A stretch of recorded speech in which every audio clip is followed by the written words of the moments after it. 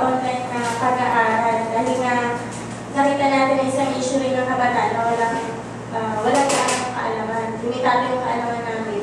Ito na sa pagsasaka, yung mga pagbabago.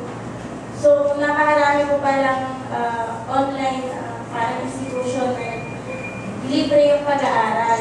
Eh, hindi po namin alam dahil nasa probinsya kami, wala kaming access sa social media or networking. So, hindi namin po alam yun. So, ngayon po nalalaman na kung kami po unable na pumasok ng araw-araw sa eskwelahan para pag-aralan po yung agrikultura dahil at the same time, nag-hands-on po kami sa bukid. So, maganda po yan para sa amin na magkaroon po kami ng pag-aaral. May limit na oras